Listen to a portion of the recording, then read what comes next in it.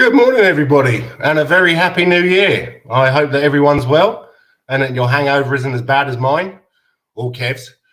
Kev's feeling a bit rough today. Very eventful new year around here. Our next door neighbours had a Molotov cocktail thrown at their front door, and I thought I lived in such a nice part of the Netherlands. Anyway, let's crack on and start talking about the love of our lives, Tottenham Hotspur.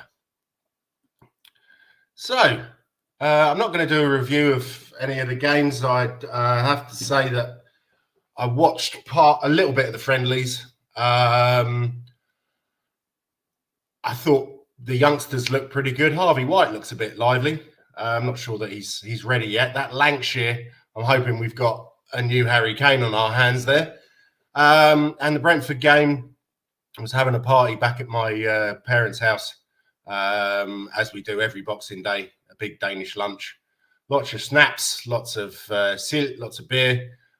So didn't even get to watch the highlights because I think I was in bed by 10 o'clock or something like that. So, on to the Villa game. The predicted lineup for us is Lloris in goal, Romero, Longley, Davis, Doherty, Bissouma, Højbjerg, Perisic, Kulusevski and Kane. And Son, subs are Forster, Dyer, he is Sanchez, Tanganga, Sessegnon, Royal, Sarr, Gil and Moura. Very defensive bench. We just we don't have the options. They're talking about buying another central midfielder this January window. We don't need a central defender. We don't need a central midfielder. We need a central defender and a right wing back.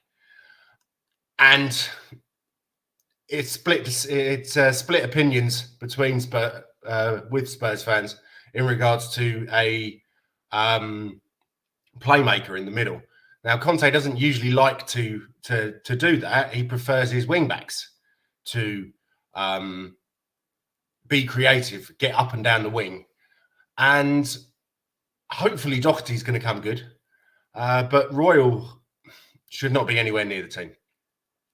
Dyer, from what I've heard, is going to be dropped. And I think with good reason. That attempted clearance was absolutely terrible. Anyway, I'd like to welcome a guest on. The man, the myth, the legend, one of Wycombe's finest, Simon Says. How are you, mate? Hello, mate. Good to see you. Nice to see you too. Happy New Year. God's Nytar. Yeah, God Noodle. Or as we also say, because it sort of sounds similar in Danish, God Nythår, which means good new hair, and I need it. It collapsed in my mind, mate. I desperately need my haircut. I'll send it over. Sounds good. No, I'm kind of waiting until my daughter gets her haircut, and then I'll have a nice blonde quiff. So, how was your New Year's Eve? Did you have a good one? Yeah, it's good. I was working most of the day, and then me and the wife just collapsed and just like a bottle of wine for myself. She was on the rum and watched Jules Holland, and yeah, had a nice time. Oh, lovely. How about you? Yeah, it was kind of interesting. In the Netherlands, they do a lot of fireworks, so trying to get the little one to bed was a bit of a nightmare. But we went over to her grandma's house at around about 9:30, and then we came back around, I think it was about 1-ish. And the little one was falling asleep on the sofa, and my missus said, I'm going to go and say Happy New Year to the neighbours. And apparently one of the neighbours' houses was a Molotov cocktail was thrown at it. Wow. Yeah, I thought I lived in a nice neighbourhood, but the daughter of the owner of the house had split up with this bloke and reported him for abuse, and he said, I'm going to come and find you on New Year's Eve, and that's what he did. So, there's been ambulances and fire engines and policemen, and yeah, so nice and quiet, just the way I like it, a bit like Tottenham. Yeah. I was going to say a bit like Wickham. Yeah. What was it? Micklefield, wasn't it? Yeah, exactly. Yeah. Castlefield. Yeah. Yeah. Okay. Anyway, what do you make of the predicted lineup that we've got? Have you had a chance to have a look at that yet? I haven't had a chance to look. I've just been seeing who's mainly my research has been who's out really on both sides. But I haven't had a look at any predicted lineup. No. Okay. So they're saying there's been a lot of reports that Dyer's going to be dropped, which I think can only really be a good thing. Yep. Because I think ever since his England call up, he has been he's taken after his name. He's been absolutely Dyer. So they're saying that it's Loris in goal. Nice to have him back. No disrespect to Forster, but I think Loris is still massively better than him. Well, I mean, if you Romero, if you win 2 World Cups, you've got to be first choice, haven't you? Really? Yeah, exactly. I mean, he's getting on a bit, but yeah, he's head and shoulders above Romero. Or was that Joe Hart? Sorry. Yeah.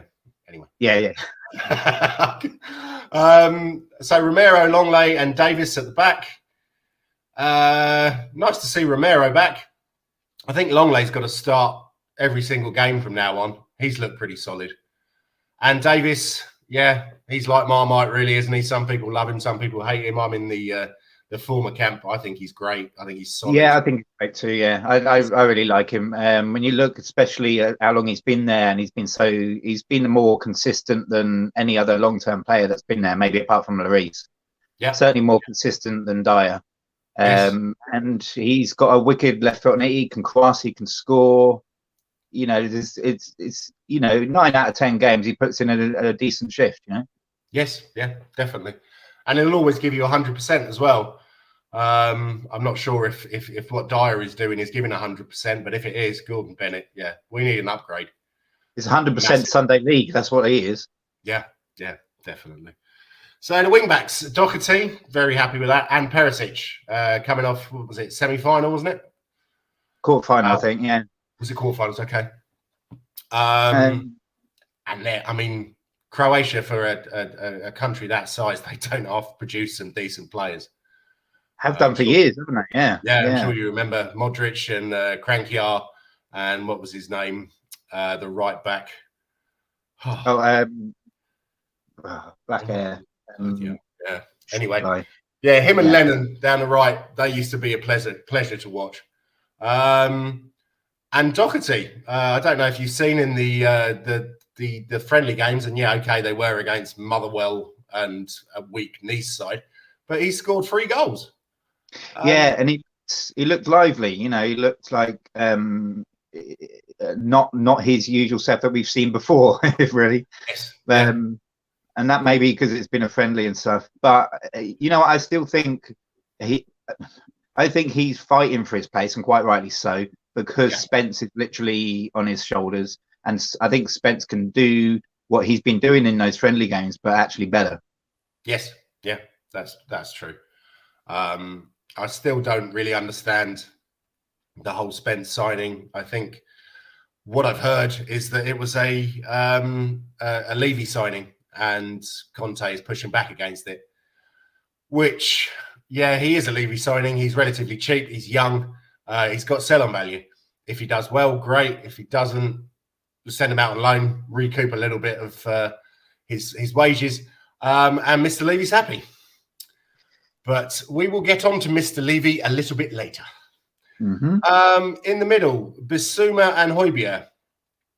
Obviously, my main man, Pierre. But Bissouma hasn't exactly been pulling up trees. And I really would like to see Skip play.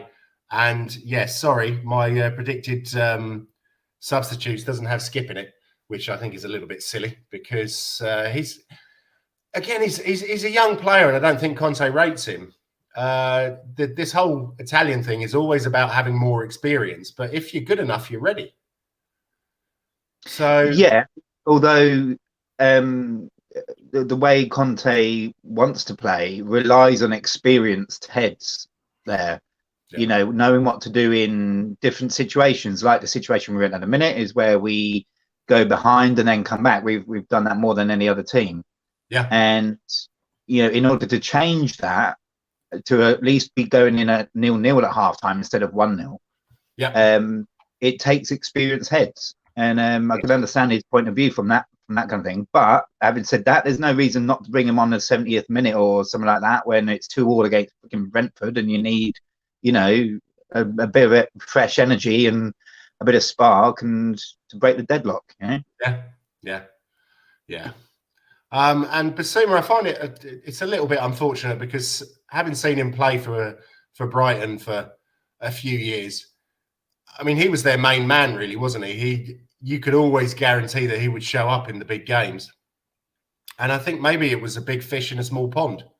No disrespect to Brentford, to Brighton, but they're not on the level that we are at. So maybe that's a bit of an issue, but he's still not that old, and I think he can definitely come good. I can't stand Basuma. I think he's another Dombele. Oh, really? Yeah. I just it's for whatever reason it's like, oh, I'm going to show you in this game. I'm going to show a few flashes of what I could do, which could be useful.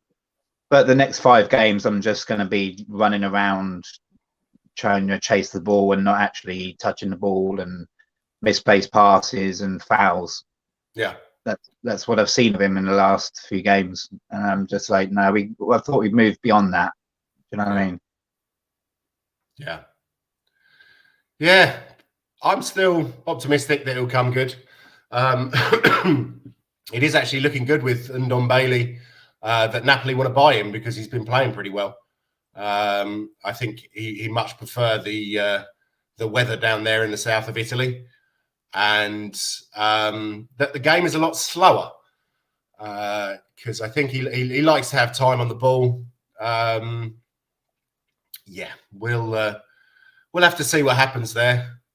I don't think that he'll come back and play while Conte's here. How long is Conte going to be here? That's the question. Is he going to get back this January? There's so much talk of, oh no, he's we only have 50 million to spend, yet the reports of the annual profits is absolutely through the roof. The 150 million that supposedly we had in the summer, I think we spent, was it 100 million or something? Probably less than that. Yeah.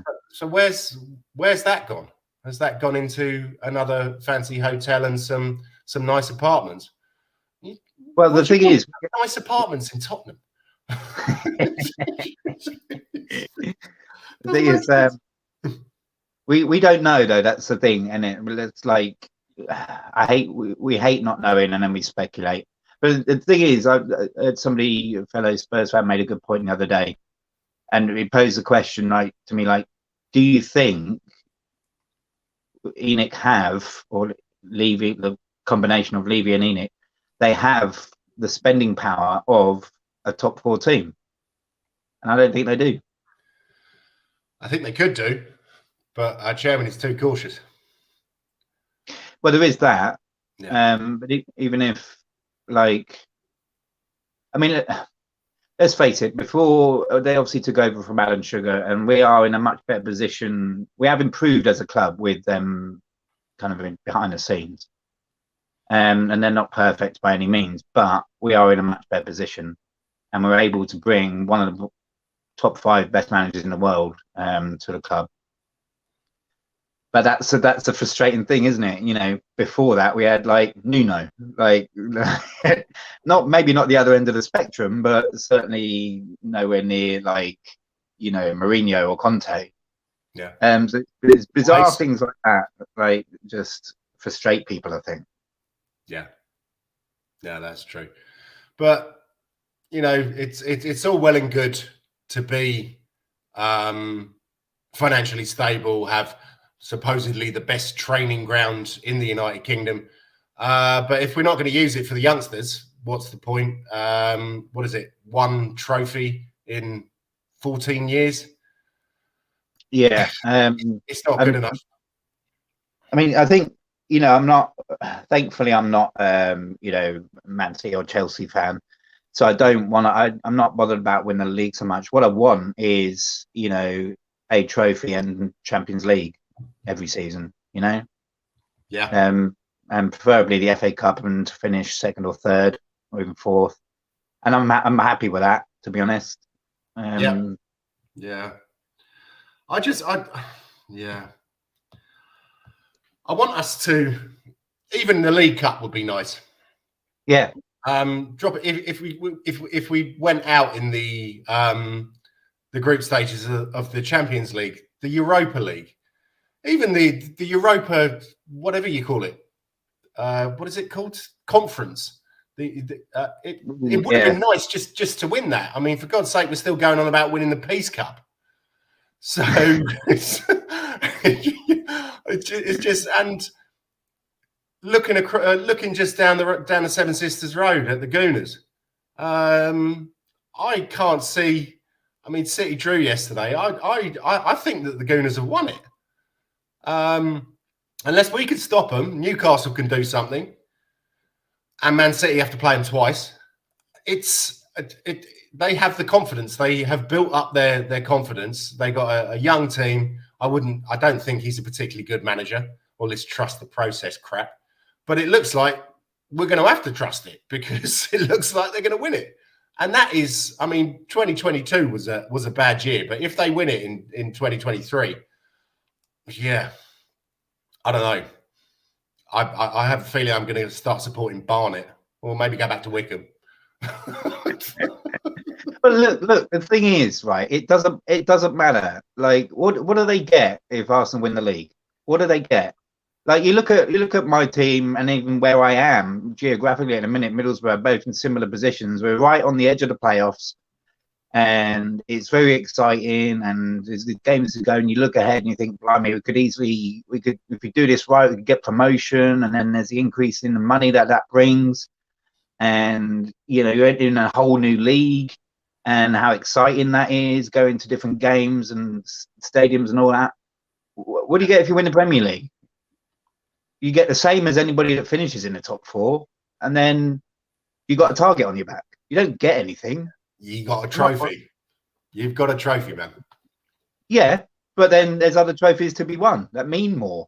Yeah, the reason the FA Cup means more is because it's not ruled and governed by money. It's not governed by greed. You know, it's literally anybody can win it. Yeah. And you know, Man City will put their weakest team out against Plymouth Argyle and come a cropper, and that is beautiful. That is pure football. That is exactly what it's all about. That means that trophy means more in the cabinet than winning the Premier League, and then it's like, yay, party for one night, and then what have we got? Yeah, that's a controversial opinion there. I've never heard anyone say something like that. That's interesting. I can't say I agree with it, but it is it's definitely an interesting opinion. Well, it's like, let's not forget, you know, everybody in the top six, most of the teams in the top six now tried to break away and do this European Super League. We know they're ruled by money. Yes. Yeah. And for some reason, they think winning the Premier League is the best thing ever. They can see that by their team selections for other competitions. For me, like, you know, Champions League and the FA Cup is, either one of them is far more valuable, because again, it's that whole thing of like unpredictability. Premier League is all about predictability. You know, if you've got, you know, Saudi oil backed or Qatari, whatever, based owners pouring millions and millions and millions and millions and millions and millions and millions and millions into it, you know, statistically you're going to win. The likelihood it is you're going to win. And it's incredibly boring. And it's like, well, you know, it's not even fair, is it? Because like, you got the opportunity to have that backing. We didn't. No, what's the difference? You know, any team outside of London has got no chance, apart from obviously Man City, because we're a massive city, have got no chance of getting that. And so it's incredibly unfair. It's incredibly lopsided. whereas all the other competitions are not. But then again, you have to look at Leicester. What Leicester did. Now, Yeah, I still. That was money based as well. Let's not forget, Yeah. they poured a shed load of money into it. Yeah, but still, they didn't have Jamie Vardy came up from Colville United or something. He played his way through the lower leagues, and then I still think there's something to do with because the Saudi guy, I think, was connected with the Red Bull owner. And there's some kind of enhancing drugs that they were using because they almost got relegated the season before. And then you had players like Robert Huth looking like Superman. And yeah, there's something a bit iffy there. I'm not one of these tinfoil hat guys. I'm not a conspiracy theorist, but that was just, yeah. Well, I will say Robert Huth has always been like that. He's a former Middlesbrough player. When I used to work at the Riverside Stadiums, seeing him on a weekly basis and chatting to him and stuff, he's always been like that, with that forehead and everything, and just like incredible beast of a man. Yeah. But one of the nicest Germans you could ever meet, I think. And was he? Yeah. But that happens up and down the leagues. You look at Plymouth Argyle last season; they nearly got relegated, and now they're flying. They've just beaten Wycombe actually 1-0 a couple of days ago, and they're flying. And so it happens all up and down the leagues. What that is a change of mentality. It's a change of manager. It's a change of personnel.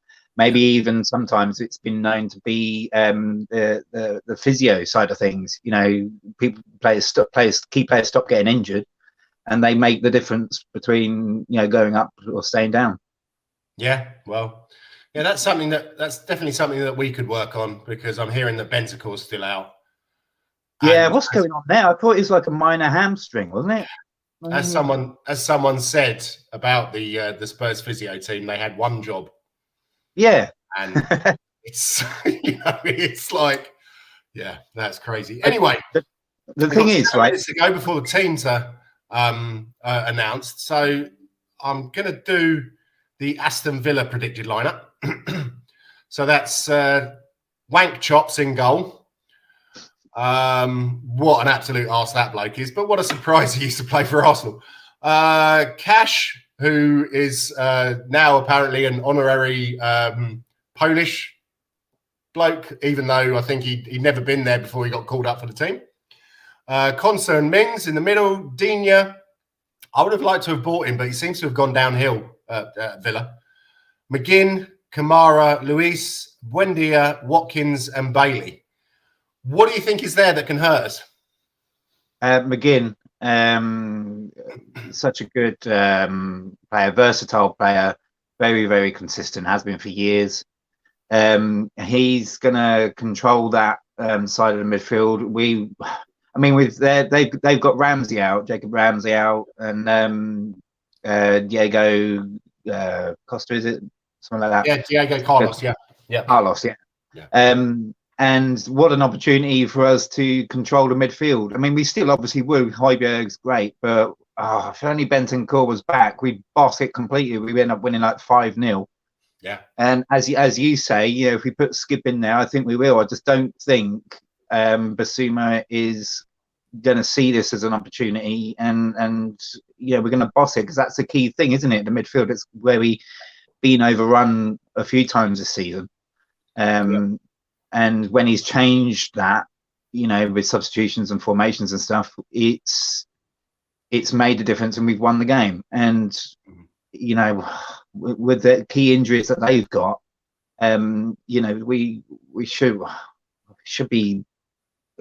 we should be commanding, like 90% possession and stuff like that. But that means McGinn will work even harder.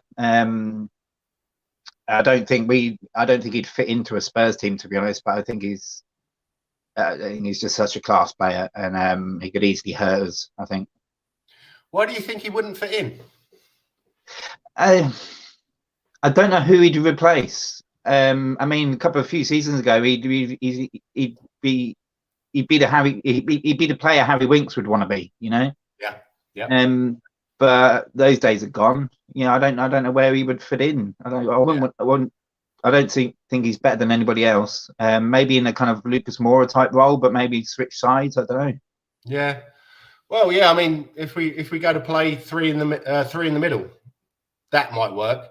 But yeah, Conte seems very unwilling to try that, and yeah, I don't know. We don't seem to have we don't have the players to play Conte's formation. Which again goes back to what you were saying earlier about, this month with his contract and everything. I think it literally boils down to the simplest equation. You give me money to spend on the players that I want to get, I get those players, I stay. Yeah. Simple as that. Yeah. So anyway, let's move on to the history versus Villa. We've got a pretty good record against them in the last 6. We won 5 and lost 1. The one loss was in 2021 when Serge scored an own goal and we were just not at the races that day. That was absolutely terrible. But the last game we played against them, we beat them 4-0 at Villa Park. So let's hope for something similar to that today. We had Sonny with a hat-trick and Kulusevski with 1.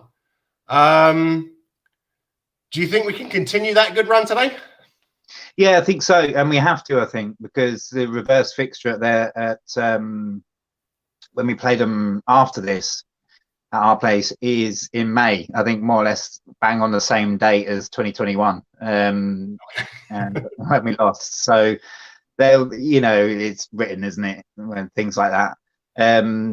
So we need to have a convincing win today, I think, to cancel out that inevitable Dyer own goal in the last minute in May coming up. Yeah, so and I think it's key as well. I really want to be above Man United come the end of the season, and this puts pressure on them. Got nothing against Newcastle, and apart from the fact that again, they wouldn't be where they are if it wasn't for money. Yeah. And Kieran Trippier. Would have him back in a second, wouldn't you? Oh, blimey. Who's that? Sorry, Trippier. Yeah. Yeah, definitely. That was crazy. Convincing win today, I think. Need a massively convincing win. Just to settle a lot of Spurs fans' worries and troubles and stuff. Yeah. And again, going into Conte's contracts and stuff like that, I don't know, if we put in a mediocre performance, he's probably going to be, it's not a good mindset going into it, is it, really? No. Anyway, we have another guest who's just about to join us. One of the absolute legends of the Spurs YouTube community, and also a good friend of mine since I was about 8 years old, something like that. And it is Johnny Einstein. Welcome, John. Hello, Jens. Hello, you're right. How are you, mate? Can you hear me all right? Yes, I can hear you well. How you doing? All good, mate. All good, yeah. Good to finally join you. Managed to jump on. I'm normally playing football Sunday morning, so that's obviously not going ahead at the moment with the festive period, so I'll be able to join you. Yeah, nice one. Thanks. John, this is Simon. Simon, John. Hello, Simon. You all right? Nice to meet you, Simon. Good to see you, man. Simon's originally from High Wycombe. Now lives up in, is it Stockton? Yeah. And I met him on Facebook many years ago. He's a Wycombe fan and a Spurs fan, so he's all right by me. Oh, nice. Yeah. Similar to me. I follow Wycombe as well. Yeah. Good man. So we were just talking about the lineups and the history versus Villa. What do you reckon about today, John? Well, could it be the day if Harry Kane does a Jermaine Defoe, Jens? He could beat Jimmy Greaves' record today, couldn't he? If he hits 5, oh really? Goals, he's only 4 away, isn't he? So if he does a Jermaine Defoe today and hits 5, well, you're going for a 9-1 then. It's not Wigan. Yeah, he could hit the top of the charts today.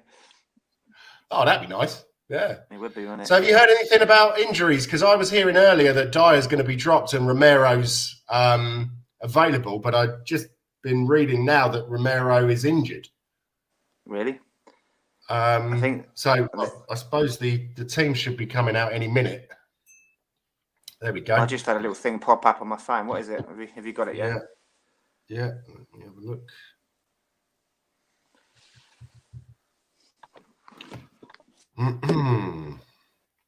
Yeah, Romero, Longley, Davis, Lloris in goal, Doherty, Basuma, Højbjerg, Perisic, Son, Kane and Hill.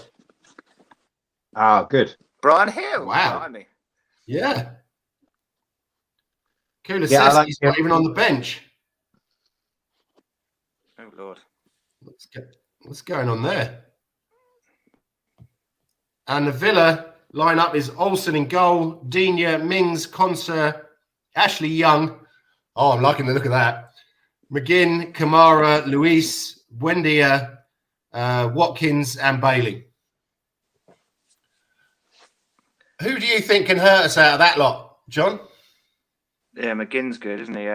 He seems to pull the strings there, and they've got pace at the front, haven't they? So if they do get in behind us, like most teams do, on a foot race with some of our centre backs, they've got the potential to hurt us there, haven't they? Yeah, definitely. It depends how our defence plays on the day, doesn't it? Yeah. So has everybody had a bet on them scoring first? should be easy money, shouldn't it? Yeah. You can see it happening in a minute. I think Son needs to have a better game today. I think he might be tired or whatever it is, but even so, he needs to kind of up his own personal standards to match his own personal standards today. He's shown the odd run and stuff like that, but he's on like 30% battery power or something compared to what he's, was like probably even last season. Because I don't think he's pulled up any trees this season.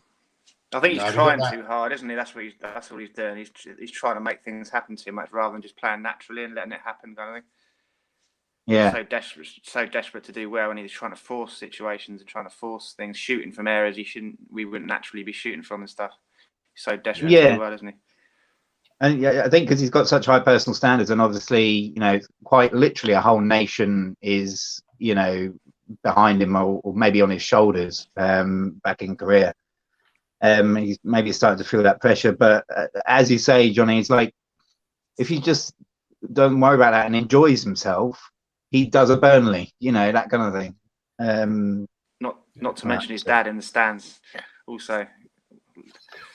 You have to work harder, son. Yeah, I don't know if that was a Korean accent. I apologise for all Koreans. What was it? Stefan Freund used to shout, "Arbeit, Arbeit, work harder, work harder." Arbeit. Whoever the Korean for Arbeit is. Any of our Korean viewers out there, can you let us know what Arbeit is in Korean? I shall find out for the next show. Yes, consummate pro, mate, consummate pro. And I want a proper pronunciation of it as well. Oh, Jesus. Yeah, okay. The next show is going to be in 2024. I need to learn Korean. You mean you're not fluent already? I can barely even speak English, mate. So I tell you what, I'm chuffed Brian's in there, man. I am so chuffed. I really like him as a player. I think he could be our next Modric if he's given a chance. Well chuffed for that. That's going to be an interesting one.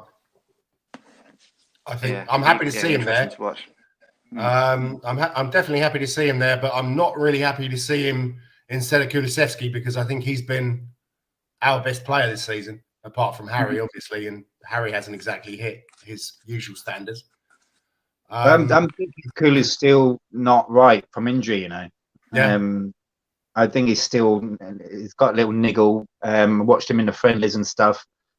And he was, so exciting to watch, but not like we all know he can be. And I think he's being rested just for, the sake of, come back when you're 100%, But this is the thing as well, as we were speaking earlier about the physio team at Tottenham. He's been off for a month, and unless he's picked up an injury in the friendlies or against Brentford, what the hell is going on? Do you think he needs surgery? What? It doesn't even show on on my app if he's injured. It's So, just yeah. Benton. Sometimes you can- Sorry. It's just like the sometimes you Benton can pick up Court thing, secondary like, injuries. Yeah. minor thing, and it turns into this. I mean, 6 weeks out. But we have no attacker on the bench, unless you want to put No. Spence on the on the right wing, and maybe Sessegnon on the left wing. But no one. Push, just checking his plan. Perisic, you can push Perisic further forward, can't he? If Yeah, needs be. I suppose so. Put another left wing back on. Has he got another left wing back on there? He hasn't. Sessegnon's on the bench, isn't he? So Yeah, Sessegnon's or he there. can switch Yeah. over. He could switch Doherty to the left, can he? If he wants to. Well, he's not going to put Spence on, is he? Let's face facts. Yeah. He's been talking up Papasar all week, hasn't he? So apparently he's been really impressed with him in training, his attitude, and after he came out from the World Cup. So it'd be interesting to see if Basuma does. I heard you guys saying earlier that Basuma's not pulling up any trees at the moment. It'd be interesting to see if he chooses Papasar ahead of Skip off the bench, wasn't it? As he's been so impressed with him recently. Yeah. But he looked all right in the World Cup, didn't he, Papasar? They always put him on. Yes. Yeah. So we got a comment from Mark It's Swift. after the England, they put him on at half time in the England game. Yeah. Got a comment from Mark Swift. Hit that sub and share. Thank you. And Enoch out. Nice to see you, Swifty. Thank you very much for your support, mate. Right. So moving on to something that Swifty said. The protest today. Is it true that I've heard that a load of people are going to be taking black balloons in or something? Is that today or? Yeah, that's today. Yeah. I think okay. one of the teams up in North did it. Blackburn or someone. When they were against their owners, they just all took black balloons in because they were stopping them taking banners in and stuff. Against the owners. So they just all took black balloons in their pockets and then all held up these black balloons because it was on Sky, I think. So it got a commentator in the Sky saying, "What are they holding these black balloons up for?" So it's kind of raised some traction towards their protest. So do you think that it's actually going to get a decent attendance today? Because Mr. Daigle's over, isn't he? So Levy probably bought a load of black balloons, and he'd be selling them out on the high street to make a profit out of it. Wouldn't surprise you, would it? I can make a fortune here. Make some money out of it. A job lot of New Zealand rugby balloons. yeah, he's had his minions blacking out the whatever you call it. Yeah, the white ones. Yeah, what's cheaper? The Black white ones, balloons or a packet of black pens? Yeah, just colour in the black with the white balloons. He's got to get his stewards to work in the week, and he's paying them all week. Yeah. So, do you think it's really going to have any difference? Make any difference? It's about publicity, isn't it? Rather than drawing attention to it. Even if if it picks up a few people, then it sort of grows, doesn't it? To a couple at a time. Well, I don't think it needs too much attention drawn to it. Now I think most of the fan base are resigned to where the issues are, aren't they? Really? Yeah.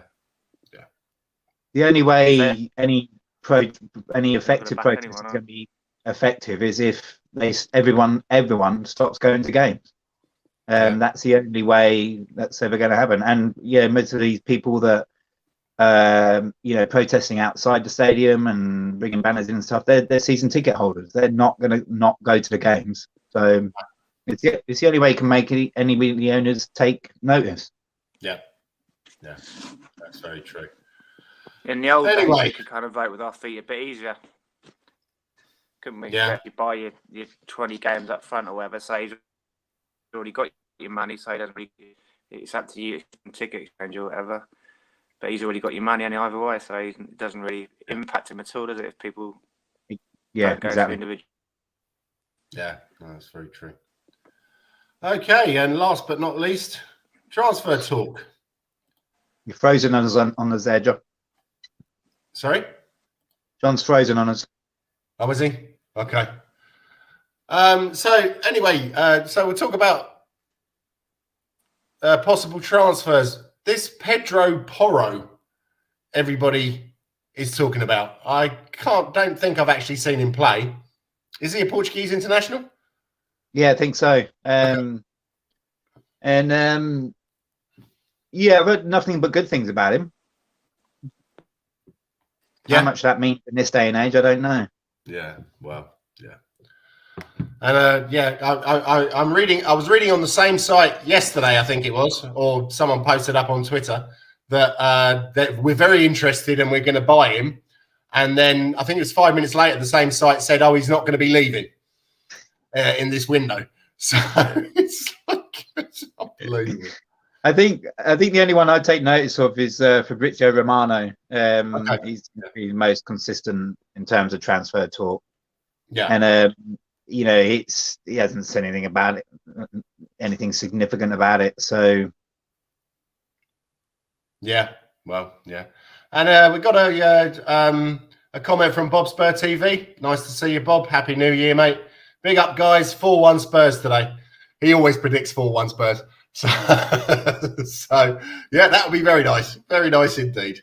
Hope you're well, mate. Hope all the family's well. Yeah, take care of yourself. Yeah, it's good shout from Bob there. I think 3-1, I think. Yeah, I think we'll go 1-0 down, and then there's going to be 3 or 4 in the second half. So we'll go 1-0 down. Whatever makes you think that? That's a very, very, very good question. Trying to get John back. I'm not sure what's going on there. I've got a quote from Mark again at Bob Spur TV. I'll go 2-1 Spurs. Enoch out. Well said, son. Well said. So I think I'm going to wrap it up now.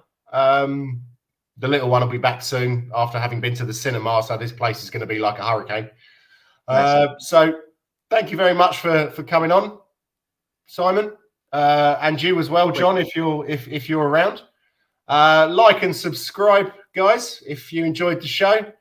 And to everyone who's watching it, who may watch it a little bit later, I wish you a happy new year. And let's hope that we get 3 points today. Simon, have you got anything you want to plug before you leave? A Twitter handle or a YouTube show or anything like that?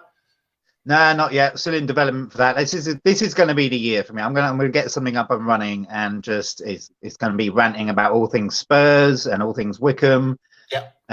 Probably 50-50 for both, really, depending on what happens this year.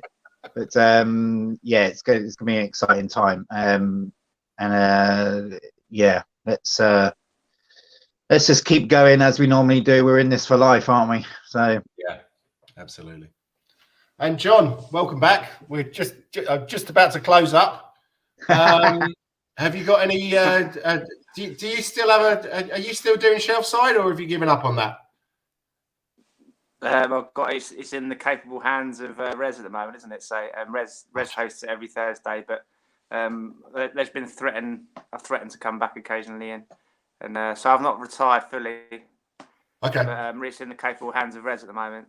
So okay, it depends if I'm free and available, and if I've got something to say.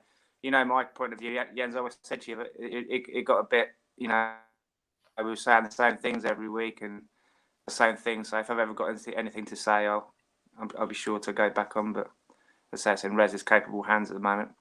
I think they've got a show coming up this Thursday. They're back this Thursday. Yes, yeah, I saw that.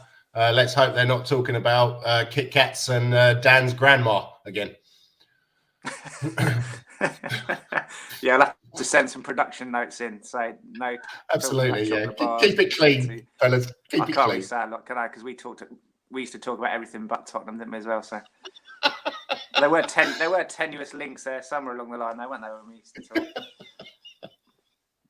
Okay, then, chaps. Have a lovely New Year's Day. I'm off to do the cooking, the cleaning, the washing, and all that crap, and also watch a little bit of football. Yeah. So come on, you Spurs.